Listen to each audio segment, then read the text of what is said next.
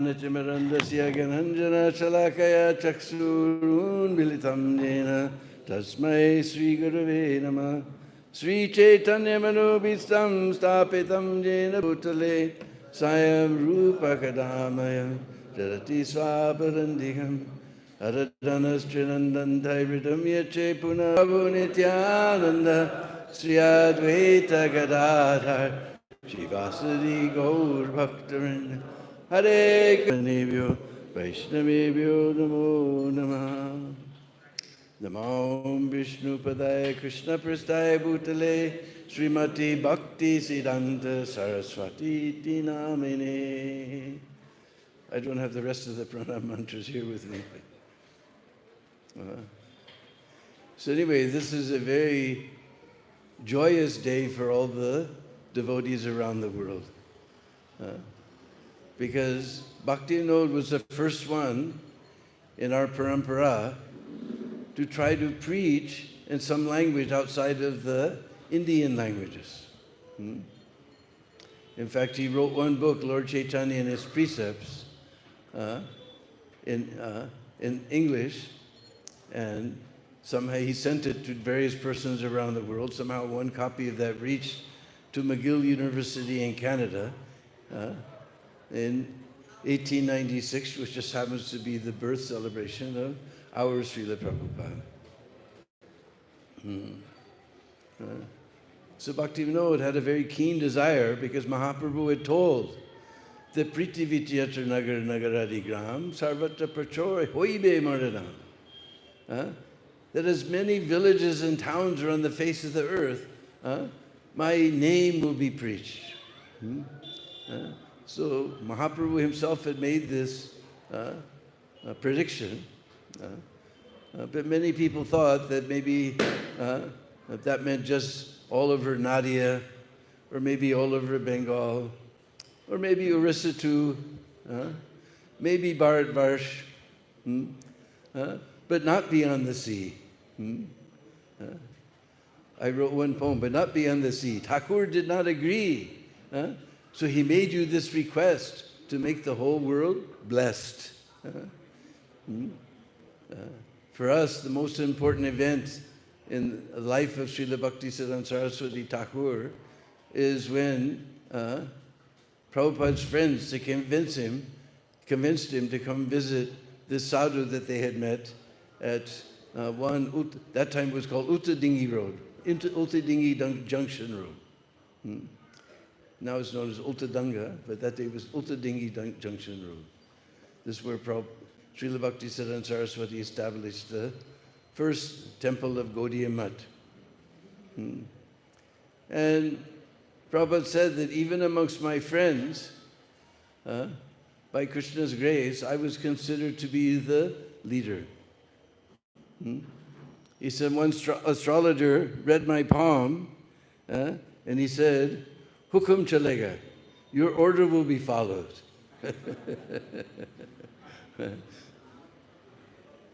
So in my childhood, because I remember my father would always invite so many sadhus at lunchtime, and I saw they're all smoking bidis and they're all useless fellows, just begging for a living. So I didn't have much faith in these sadhus. But my friend, I can't remember the name right now, Malik I think was his last name, he insisted that, Abba, you have to come. He said he actually dragged me there. I didn't want to go. I was not at all attracted to all these different sadhus. They just all bogus fellows. He dragged me there, and we went up onto the roof where he was sitting. And now ISKCON has taken over that building and remodeled it completely, so beautifully remodeled it, in exactly the style of that time. They didn't use anything modern. It completely looks like that time.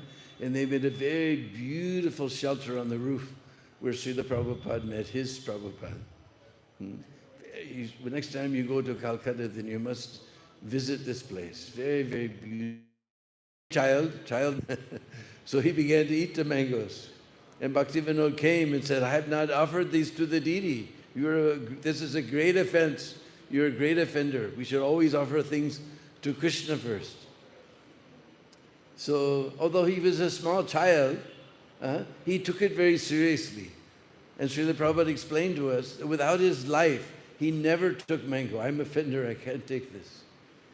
Even in his old age, his disciples would press him and press him to take mango. And he said, no, I'm a offender, I can't take this fruit.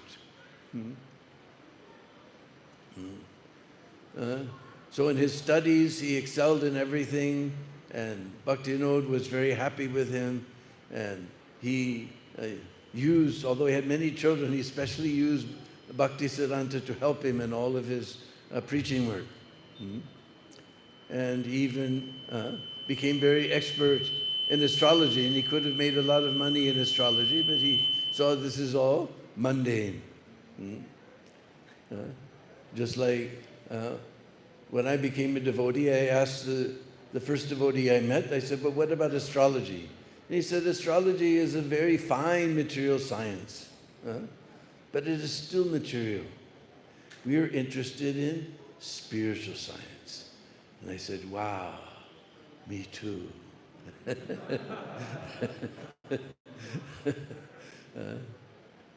So he gave up all this astrology. He gave up he was appointed by the king of, what is that northern state?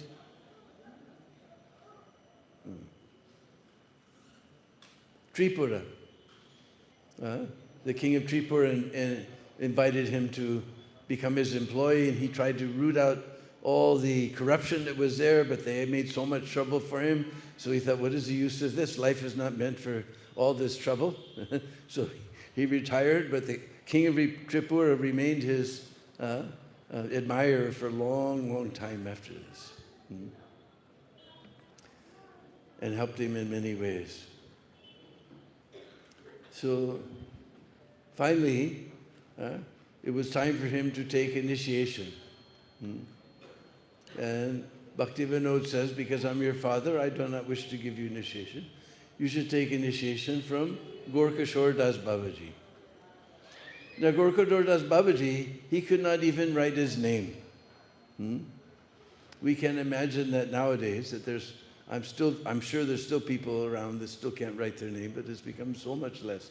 Nobody can imagine such a thing.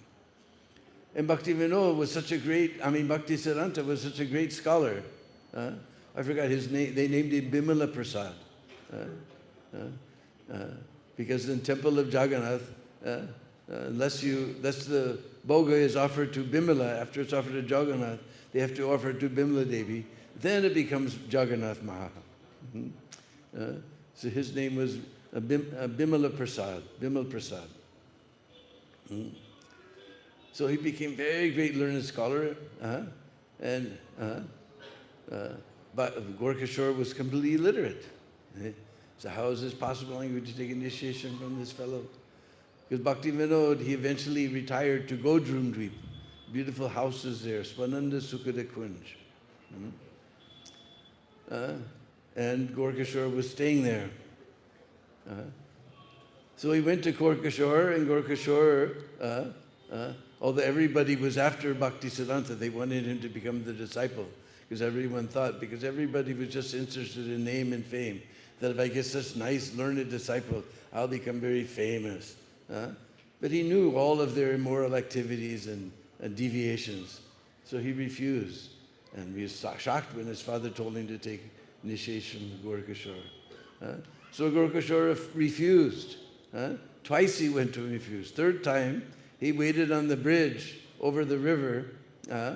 Wooden bridge was there. And when Gorkashore came, he said, if you don't initiate me, then my life is useless. I will jump in the river and drown myself.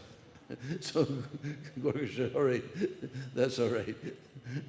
So he agreed to initiate him. Sri Barsa Banavi Devi Daita. So there's another most famous incident about when Gorkashore Das Babaji left his body. Then all the Babajis of Navadvip came, and there was a big squabble about who will put him in samadhi. Because whatever temple had a samadhi, they'll get lots of donations. Because everybody knew that Gaurkishore Das Babaji was a real Babaji, and they would offer respect. So Bhaktisiddhanta at that time, he's still a brahmachari. He went across the river to Navadvip.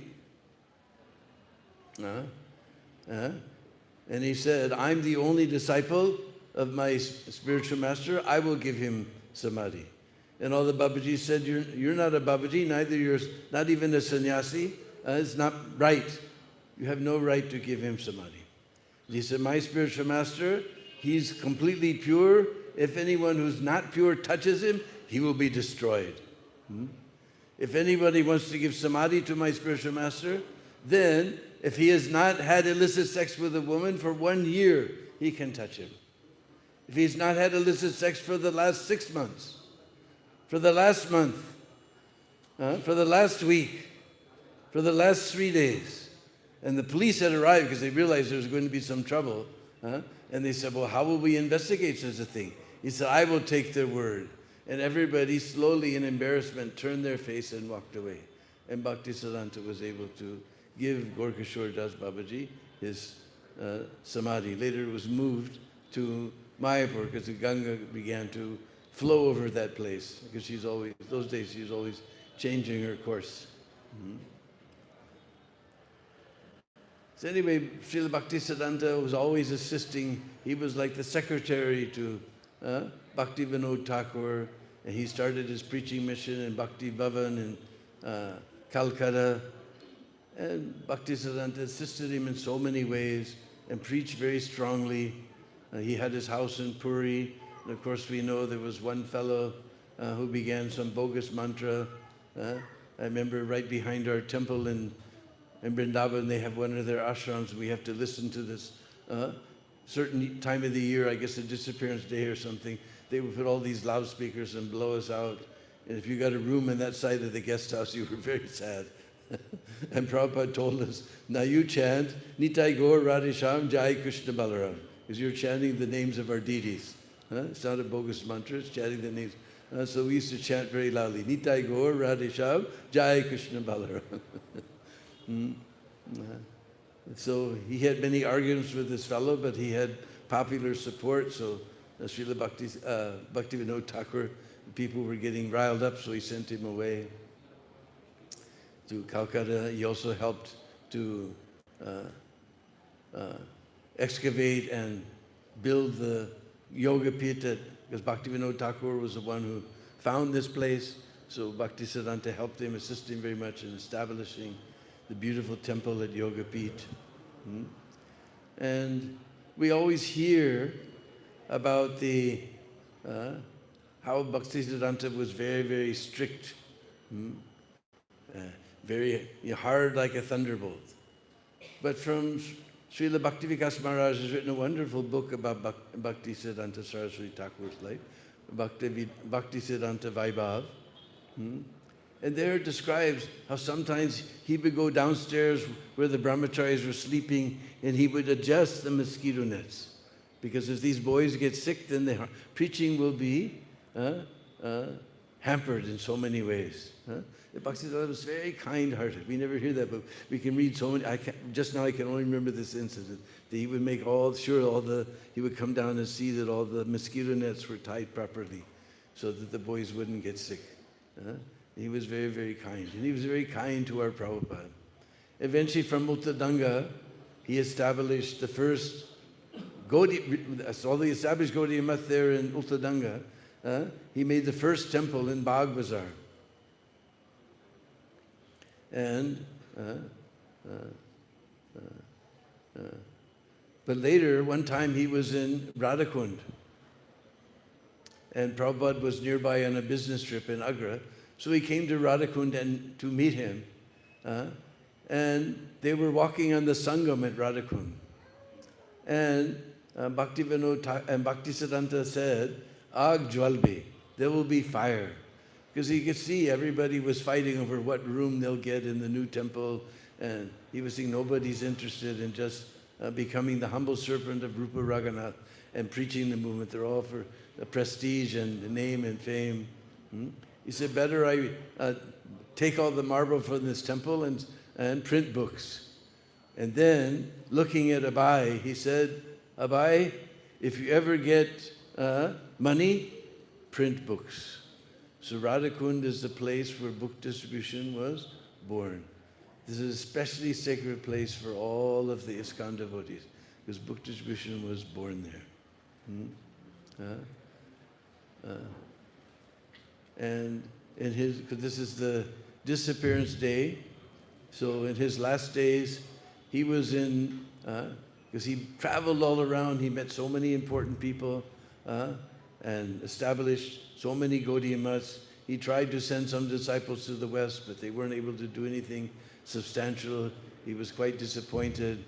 And in his last days, he came to Puri in the month of January of 36, no, not December of 1936. And he was met, some big man in the municipality came to visit him. You've made temples all over the place, in Mayapur, in Vrindavan, and so many places. What have you done for Puri? And he sort of predicted. He said, these are my final days. What can I do now? He said, I would do this, but these are my final days. So he sort of understood that he was going to leave soon.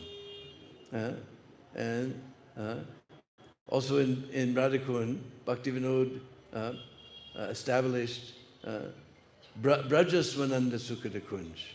If you're doing Radhakund Prikrama, you have to know there's one corner where if you go around the corner, there's a Jagannath Mandir. If you go straight, you come to Brajasvananda Sukhada Kunj.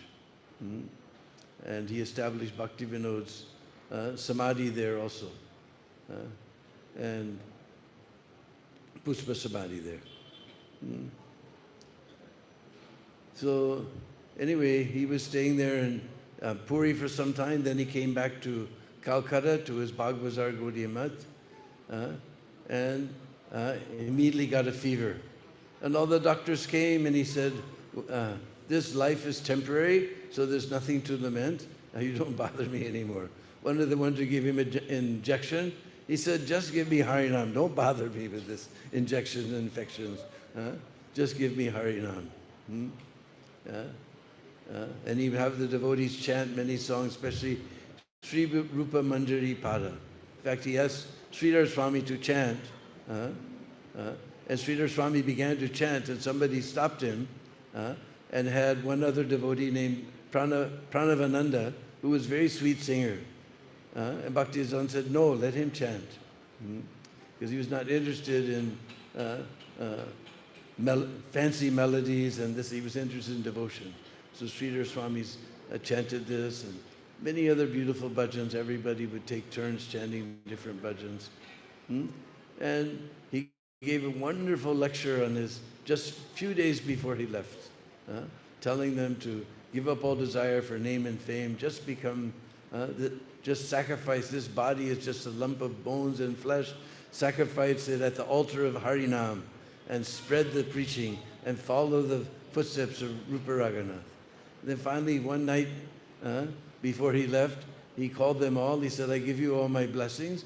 You just follow the path of Rupa and Raghunath and preach the holy name and the mission and the precepts of Chaitanya Mahaprabhu. Then finally, late in the night, or early in the morning actually, on this particular tithi, very early in the morning, like 5 o'clock, 5:20 actually, Pranavananda was there as they had, all-night vigils. Everybody was taking care of Bhaktisiddhanta. So his time was up, so he turned it over to, everything over to Krishnananda Brahmachari. And when he did that, Bhaktisiddhanta woke up. He said, who's there? It's me, Pranavananda Maharaj, Prabhupada. I said, it's me, Pranavananda Prabhupada. Are you all right? And he said, oh, Pranavananda. Then they said, are you all right? Oh, Krishna. And Prabhupada started to walk out the door, and Krishnananda called him back, said, don't go. It's over. So it's 5:20 in the morning. All the clocks in the Gaudiya Math stopped at 5:20. And that day, Srila Bhaktisiddhanta left this world. After a few, just shortly before that, Prabhupada had written to him, what can I do in service? He said, you preach in the English language. That will do good for you and to those who hear you. So we're all gathered here in this wonderful temple at the lotus feet of Jagannath. Subhadra and Balidev, this is all the mercy of Srila Bhaktisiddhanta Saraswati Thakur. So this is one of the most important days in our calendar, because we wouldn't be sitting here if it wasn't for Srila Bhaktisiddhanta Saraswati Thakur, inspiring our Srila Prabhupada to take the message of Mahaprabhu throughout the world. Hare Krishna.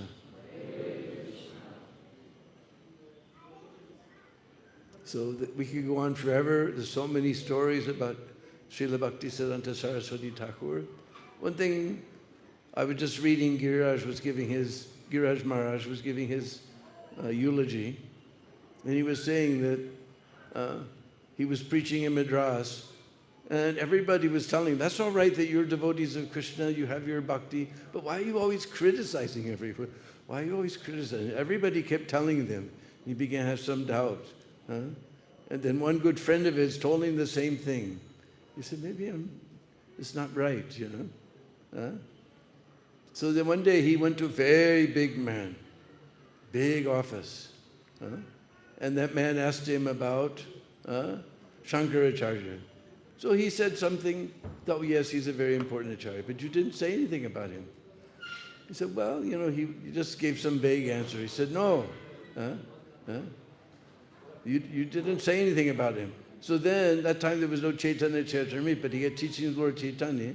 He pulled it out and said, see, in Padma Puran, it says that Lord Shiva will take an incarnation as Shankaracharya to preach this Mayavad philosophy, to mislead people. And the man became very angry and began to argue with him. And Giriraj didn't want to get an argument. He thought, I've lost everything. So he put all his pictures, all his books, all his life membership forms back in his suitcase. And the man said, you want to see my temple? He said, oh no, it's probably some Devi temple or something. He's going to ask me to take the prasad and everything. What can I do? And he realized he couldn't get out of it. He said, okay. So they walked into the house. Now everybody in Madras, generally they have Vishnu. He walked into the house and he saw there was a large altar, and he came inside and there was this beautiful deities of Radha and Krishna. He was so happy. And he looked at the man, that, what is this, you know?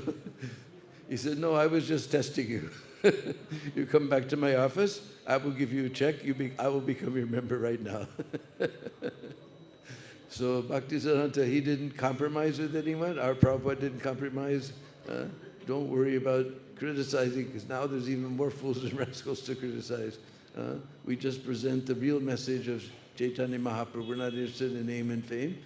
But Bhaktisiddhanta said, we just want to become the dust of Rupa and Raghunath and preach their mission as it is. Hare Krishna.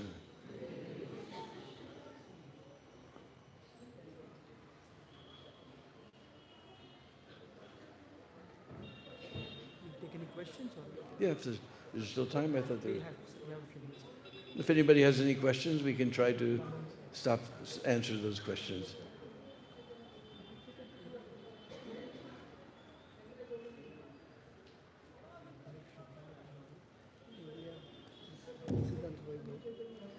Oh, we have Srila Bhaktisiddhanta Vaibhav on the book table there. 3 volumes, I think, huh? 3 volumes. Because he went around, did a lot of research. He interviewed all those disciples who were still alive. He got so many wonderful stories about Srila Bhaktisiddhanta, and many things that we don't know. So many. I was just, that's where I got the description of his last days. That's taken from here, Bhaktisiddhanta Vaibhav. So that's available on the bookstall there. Huh? How much? It's 3,000. 3,000 rupees. Beautiful hardback set. And lots of work in research went into this book. The most comprehensive coverage of Srila Bhakti Siddhanta Saraswati Thakur. So any questions? I'll take for the announcements. Hmm? I'll take for the announcements. Okay.